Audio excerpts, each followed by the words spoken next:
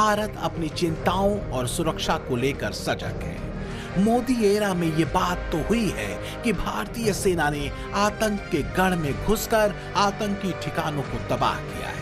आतंकी और उनके आका बिलबिलाते घूम रहे हैं। इस्लामिक नेटो उसी खौफ और बेचैनी से उपजा राग है। लेकिन मुनीर और शहबाज को बखूबी मालूम है कि मोदी 10 साल आगे का प्लान किए बैठे हैं। पाकिस्तान की एक गुस्ताखी उसके ताबूत की आखिरी कील साबित होगी। फिर न टर्की बचा पाएगा, ना ही उसके पाले आतंकी। ब्यूरो रिपोर्ट, टाइम्स नाउ, नव भारत। पाकिस्तान को इस वक्त समझ नहीं आ रहा कि वो करे तो करेंगे। आपने अभी देखा होगा कि असीम मुनीर इस्लामिक नेटो का ख्वाब देख रहा है। इस्लामिक ब्रदरहुड को लेकर एक नया नैरेटिव क्रिएट करने की कोशिश कर रहा है और उसकी आतंकी आर्मी भारत को गीदड़ भभकी देकर अपनी पीठ थपथपा ले। वहीं सरहद पर पिछले कुछ दिनों से पाकिस्तान के ड्रोन मंडरा रहे हैं। अब इसका मतलब क्या? ये बार बार ड्रोन आ क्यों रहे हैं? क्या ये भारत के लिए नई चुनौती है या फिर पाकिस्तान का नया प्रोपेगेंडा? पाठशाला की एक्स्ट्रा क्लास के नेक्स्ट चैप्टर में अब आपको इस टॉपिक के बारे में डिटेल से दिखाता हूं। कुछ तो बात है जो पाकिस्तान इतना घबराया हुआ है। मुनीर के आतंकी बिल से निकलकर बिलबिला रहे हैं। सरहद पर ड्रोन उड़ने लगे हैं। कहीं ऐसा तो नहीं कि जनवरी के महीने में ही पाकिस्तान का पक्का इलाज शुरू होगा? क्या कुछ हो रहा है बॉर्डर के दोनों तरफ और इसके मायने क्या हैं? स्पेशल रिपोर्ट में देखिए। पाकिस्तान की ग्रह दशा फिर खराब होने वाली है। पाकिस्तान फिर खुद को बारूद के ढेर पर खड़ा कर रहा है। हुक्मरान फिर आवाम की जान जोखिम में डालने वाले हैं। हिंदुस्तान से फिर मुंह की खाने वाला है पाकिस्तान। ऐसा इसीलिए क्योंकि पाकिस्तान हिंदुस्तान के सिखाए सबक को फिर भूल रहा है।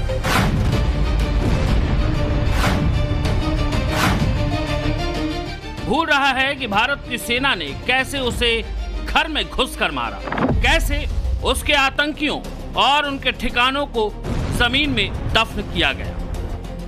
भूला नहीं होता तो शायद जरूरत न करता कुचले हुए सिर को उठाने की। भारत ने ऑपरेशन सिंदूर में पाकिस्तान के अंदर घुसकर आतंक की जिन फैक्ट्रियों को मिट्टी में मिला दिया था, आतंक की उन फैक्ट्रियों की ईंटों को फिर से जोड़ने की जुगत में लग गया है पाकिस्तान। और इसके लिए पाकिस्तान की खुफिया एजेंसी ISI खुलकर फंडिंग कर रही है। सबूत देखना चाहते हैं तो देखिए। ये तस्वीरें पाकिस्तान के मुरीदके में आतंकी संगठन लश्कर तैयबा के हेडक्वार्टर मरकज तैयबा के परिसर की है, जिसे ऑपरेशन सिंदूर में भारत ने अपने सटीक हमले में तबाह कर दिया था। अब फिर से उसे आतंकियों की ट्रेनिंग के लिए तैयार किया जा रहा है। लश्कर के आतंक की इस फैक्ट्री में मरम्मत और रंग रोगन का काम होता दिख रहा है। ऑपरेशन सिंदूर को अभी सिर्फ 8 महीने का वक्त हुआ है। भारत द्वारा पाकिस्तान को दिए गए जख्म अभी हरे हैं, लेकिन उसके बावजूद भी लश्कर और जैश दोबारा से पाकिस्तान की बर्बादी की इबारत लिखना शुरू कर चुके हैं। जबकि ऑपरेशन सिंदूर के दौरान लश्कर और जैश दोनों आतंकी संगठनों के मुख्यालय को भारतीय सेना ने ध्वस्त कर दिया था, जिसमें बहावलपुर में जैश का मुख्यालय मरकज सुभान अल्लाह और मुरीदके में लश्कर का मुख्यालय मरकज तैयबा उन 9 आतंकी ठिकानों में सबसे अहम थे, जिसमें 100 से ज्यादा आतंकियों की कब्र खोद दी गई थी। लेकिन जैश ए मोहम्मद के गढ़ बहावलपुर में लश्कर तैयबा के टॉप लीडर के जमा होने की खबर चौंकाने वाली है। लश्कर के टॉप आतंकी, जिनमें हाफिज सईद का बेटा तलहा शहीद, लश्कर का डिप्टी चीफ सैफुल्लाह कसूरी और हफीज अब्दुल रऊफ मौजूद था। जैश के प्रमुख मसूद अजहर से मुलाकात भी की है। जाहिर है ये मुलाकात मातम कुर्सी के लिए तो नहीं ही हुई। जरूर कुछ पक रहा है और कुछ बड़ा पक रहा है। पक ही नहीं रहा बल्कि गीदड़ भभकी भी सुनने को मिल रही है। ये अबू मूसा है, लश्कर तैयबा का सीनियर कमांडर, जिसकी जुबान पर जिहाद का नारा है। लश्कर आतंकी अबू मूसा का ये वीडियो हाल ही का है, जहां उसने पाकिस्तान के कब्जे वाले कश्मीर के रावलकोट में तकरीर की और भारत के खिलाफ जहर उगलते हुए ये कबूल किया कि उसने खुद पाकिस्तान के प्रधानमंत्री नवाज शरीफ और मुल्ला मुनीर को बताया था कश्मीर को सिर्फ आतंकवाद से बचाया जा सकता है।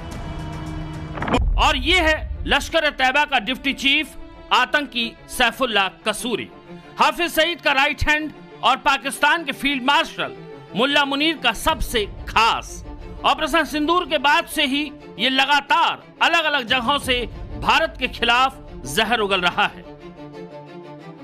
ये वही सैफुल्लाह कसूरी है जिसके हाथ पहलगाम आतंकी हमले में रंगे हुए हैं। इसी के इशारे पर आतंकवादियों ने 22 अप्रैल 2025 को जम्मू कश्मीर के पहलगाम की बैसरन घाटी में 26 पर्यटकों को उनका धर्म पूछकर उनकी हत्या की थी। यानी ये पहलगाम आतंकी हमले का मास्टरमाइंड था। शायद मौत बुला रही है इन्हें, तभी तो सैफुल्लाह कसूरी, अबू मूसा और मोहम्मद अशफाक जैसे आतंकी एक बार फिर अपने बिलों से बाहर निकले और मुनीर और आईएसआई के इशारे पर पाकिस्तान के कब्जे वाले कश्मीर में आतंकियों की भर्ती के अभियान पर निकले और भारत को गीदड़ भभकी दे रहे हैं। अब सवाल यह है कि क्या आतंक के इन सपोलों के जरिए पाकिस्तान भारत के खिलाफ फिर किसी खतरनाक साजिश में जुटा है, या फिर आतंक पर बुरी तरह पिटी आईएसआई और मुनीर कैंप में भारत के किसी संभावित एक्शन को लेकर हड़कंप मचा हुआ है। हड़कंप भी हो सकता है क्योंकि बीते 10 दिनों में यानी 9 जनवरी 2026 से अब तक इंटरनेशनल बॉर्डर और एलओसी पर राजौरी, पुंछ, सांभा और रामगढ़ सेक्टर में पाकिस्तान की तरफ से करीब 10 से 12 ड्रोन भी भेजे गए। 9 जनवरी 2026 सांभा जिले में पाकिस्तानी ड्रोन ने हथियार गिराए।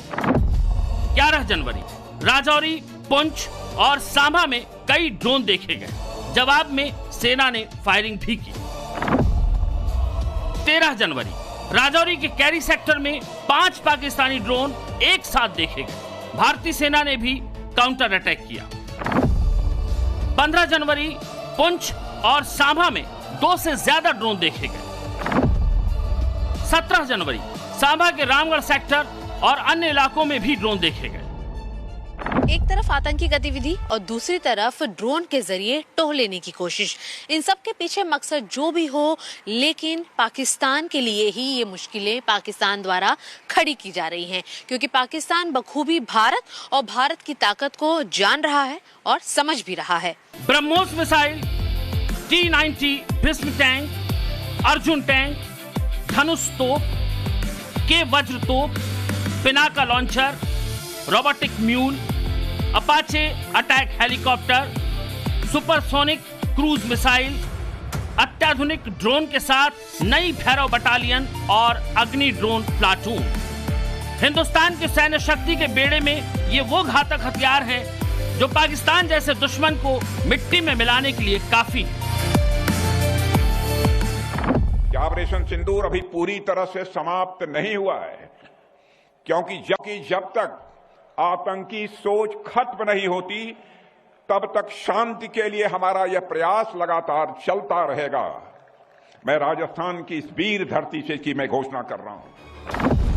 ऑपरेशन सिंदूर के बाद भारतीय सेना ने तकनीकी और ऑपरेशनल स्तर के साथ साथ रणनीतिक मोर्चे पर खुद को और मजबूत किया है। आधुनिक हथियारों की तैनाती से लेकर स्वदेशीकरण और डिजिटल बदलाव के जरिए अपनी युद्ध क्षमता को भारत ने नई ऊंचाइयों पर पहुंचाया है। सीमा सुरक्षा से लेकर अंतर्राष्ट्रीय सैन्य सहयोग तक भारतीय सेना ने हर मोर्चे पर मजबूती हासिल की है। वर्तमान चुनौतियों पर ही नहीं, बल्कि भविष्यों के युद्धों की तैयारी में भी गंभीरता से काम कर रहे हैं। इसी दिशा में नई संरचनाएं यानी नए स्ट्रक्चर्स बनाए जा रहे हैं, जिन्हें भविष्य की आवश्यकताओं के अनुसार इक्विप और ट्रेन किया जा रहा है। इस परिवर्तन प्रक्रिया के अंतर्गत Bhairav battalions, Ashni platoons, Shaktibaan regiment, Divyastra battery जैसे नई इकाइयां खड़ी की गई हैं, जिनको आज आपने परेड के दौरान खुद देखा हुआ है। ये संरचनाएं भविष्य की चुनौतियों के अनुरूप एक एजाइल, रिस्पॉन्सिव और मिशन ओरिएंटेड सेना के निर्माण को दर्शाती है। 8 महीने का लंबा वक्त हो गया। इस दौरान भारत ने अपनी तीनों सेना की ताकत में आमूल चूल बदलाव ला दिए। ऑपरेशन सिंदूर के पार्ट 1 में ही पाकिस्तान की चूलें हिला दी गई। पाकिस्तान का इतना नुकसान हुआ था कि वह अभी तक उससे उबर नहीं पाया है। भारत ने ऑपरेशन सिंदूर में पाकिस्तान के कम से कम 5 फाइटर जेट मार गिराए। इसके अलावा पाकिस्तान के 2 अवाक्स यानी एयरबोर्न वार्निंग सिस्टम और एक C-130 ट्रांसपोर्ट विमान को तबाह कर दिया था। अमेरिका ने पाकिस्तान को जो F-16 दिया था उसे भी भारत ने मार गिराया था। पाकिस्तान के 9 आतंकी ठिकाने पूरी तरह मिट्टी में मिला दिए गए थे। नूर खान एयरबेस समेत 11 एयरबेस को ब्रह्मोस ने भारी नुकसान पहुंचाया था। पाकिस्तान के 6 रडार सिस्टम और 3 हैंगर्स पूरी तरह ध्वस्त हो गए थे। एक रिपोर्ट के मुताबिक ऑपरेशन सिंदूर में पाकिस्तान को तकरीबन 80,000 करोड़ से ज्यादा का नुकसान हुआ था। ऑपरेशन सिंदूर ने एक नया नॉर्मल स्थापित किया है। इस ऑपरेशन ने भारतीय सेना की तेज प्रतिक्रिया, बेहतर समन्वय और सटीक कार्यवाही की क्षमता का दर्शाया है। यह एक परिपक्व, आत्मविश्वासी और जिम्मेदार बल की तस्वीर प्रस्तुत करता है, जो राष्ट्रीय हितों की रक्षा के लिए पूरी तरह सक्षम है। इतना ही नहीं, मोदी आने वाले 10 साल के लिए बड़े सुरक्षा कवच को तैयार करने में जुटे हैं। सुदर्शन चक्र ऐसा पावरफुल वेपन सिस्टम होगा जो दुश्मन के हर हमले को नाकाम कर देगा। ना सिर्फ ये दुश्मन के हमले को नाकाम करेगा, बल्कि दुश्मन के वार से कई गुना बड़ा हमला करके हिट बैक भी करेगा। अगले 10 साल में देश की हर महत्वपूर्ण जगहों पर सुदर्शन चक्र एक्टिव हो जाएगा। भगवान श्री कृष्ण से प्रेरणा पाकर के हमने श्री कृष्ण का जो सुदर्शन चक्र था, उस सुदर्शन चक्र की राह को चुना है। आप में से बहुत लोगों को याद होगा, जब महाभारत की लड़ाई चल रही थी,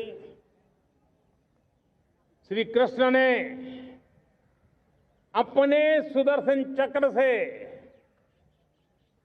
सूर्य के प्रकाश को रोक दिया था और दिन में ही अंधेरा कर दिया था। सूर्य प्रकाश को सुदर्शन चक्र से रोक दिया था और तब अर्जुन ने जो शपथ ली थी जयद्रथ का वध करने की, उस प्रतिज्ञा को अर्जुन पूर्ण कर पाए थे। वो सुदर्शन चक्र के पराक्रम और रणनीति का परिणाम था। अब देश सुदर्शन चक्र मिशन लॉन्च करेगा।